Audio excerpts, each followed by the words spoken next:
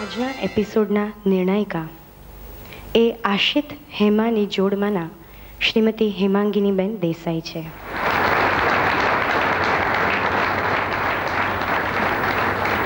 મિત્રો, આ ભાવનગર શહેર ભાવેણાની ધરતી અત્યંત ગૌરવ અનુભવે છે કે હેમાબેને ભાવનગરમાં પ્રારંભિક સંગીતની તાલીમ મેળવી આશિતભાઈ સાથે પ્રભુતામાં પગલાં પાડી આશિતભાઈના સ્વરાંકનો ગાઈને બેનમૂન પ્રસિદ્ધિ મેળવી છે.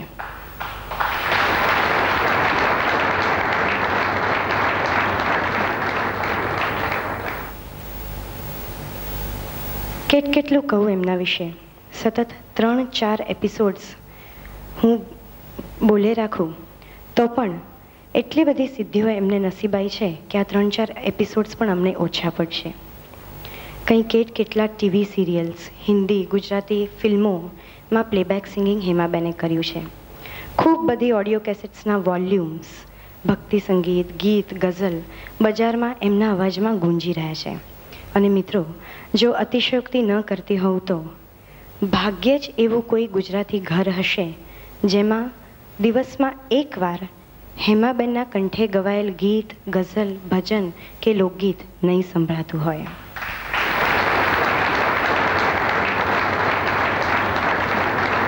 ફરી એકવાર સુરીલી સરગમની સમગ્ર ટીમ વતી અને આ ભાવેણાની ધરતીને ગૌરવ થાય એવું નામ એટલે શ્રીમતી હેમાંગીનીબેન દેસાઈ.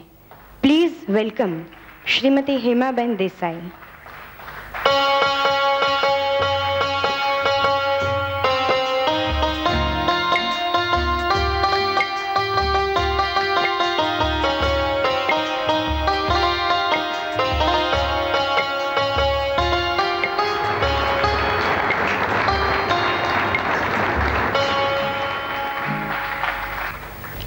આખી પ્રવૃત્તિ માટે એક વાત જો મને કહેવાનું મન થાય કે રવિન્દ્રનાથ ટાગોરે એક જગ્યાએ લખેલું કે સૂરજ આખો દિવસ થાકીને અસ્તાચળે જાય છે અને પછી પૂછે છે કે કોઈ એક જણ મારું થોડું તેજ લઈ રાખે તો સૃષ્ટિ આખી અંધકારમય ન થઈ શકે. બધાએ ના પાડે કે એ તેજ અમે ન ખમી શકીએ. ત્યારે માટીનું એક કોડિયું એક ઝૂંપડામાંથી આવીને કહે છે કે થોડુંક તેજ મને આપો, કદાચ હું આવતીકાલ સુધી એને સાચવી રાખીશ. જ્યારે ગુજરાતના સુગમ સંગીત ઉપર જાત જાતના સંગીતોના જ્યારે પ્રહાર થતા આવ્યા છે ત્યારે સલીલભાઈની આ પ્રવૃત્તિ ખરેખર પ્રશંસનીય છે. હૃદયપૂર્વક મારા અભિનંદન. અને Salilbhai, keep it up. All the best. Hemaben, આપને વિનંતી કે આપ આપનું સ્થાન ગ્રહણ કરો.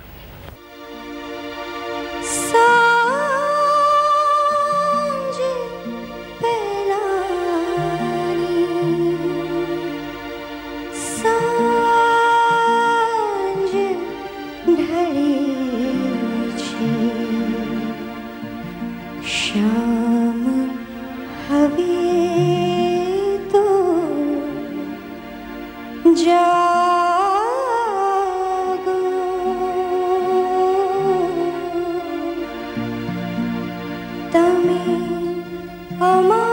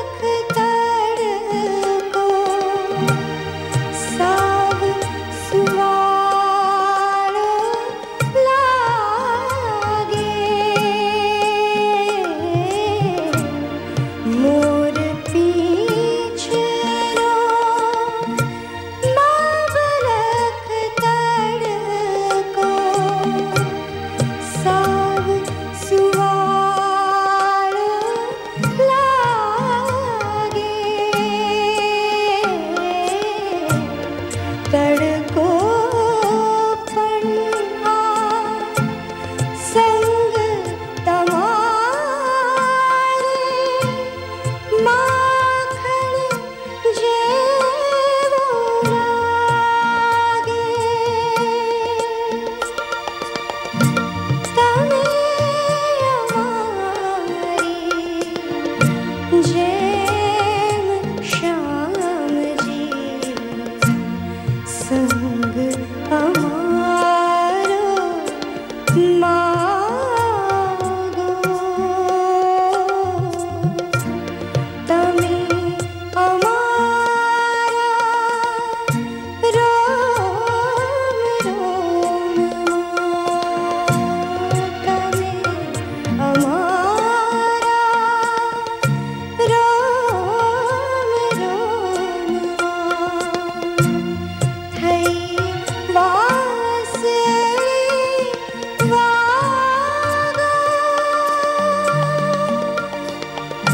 સાંજ પહેલાની સાંજ ઢળી છે, શામ હવે તો જાગો.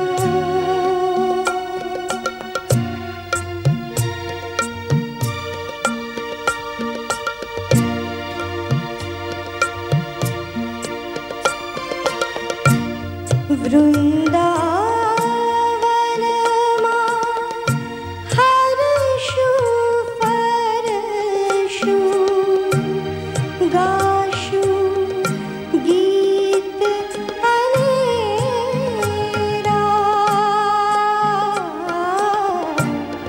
વૃંદાવનમાં હરશું ફરશું, ગાશું ગીત અનેરા.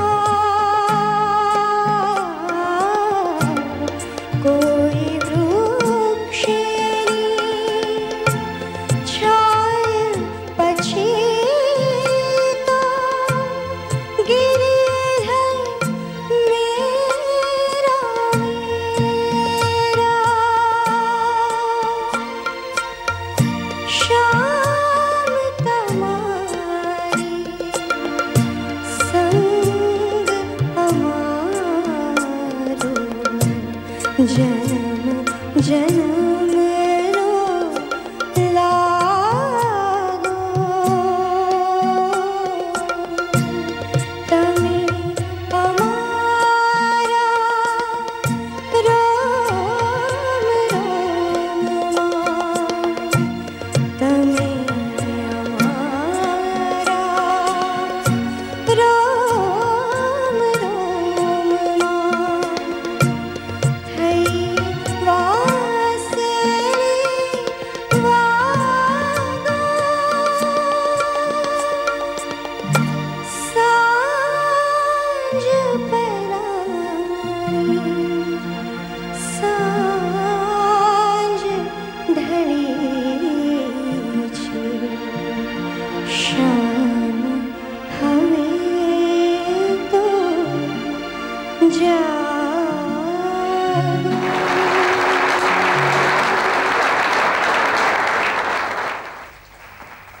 દર્શક મિત્રો, હેમાબેન જેવા સુંદર ગાયિકા જ્યારે સુરીલી સરગમમાં ઉપસ્થિત હોય તો એ સુરીલી સરગમ માટે ચોક્કસ એક અવસર બની જાય છે.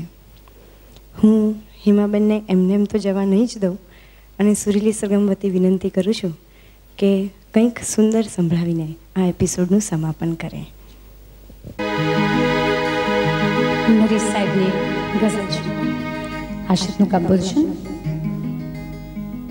જીવન મરણ છેક બહુ ભાગ્યવંત છું.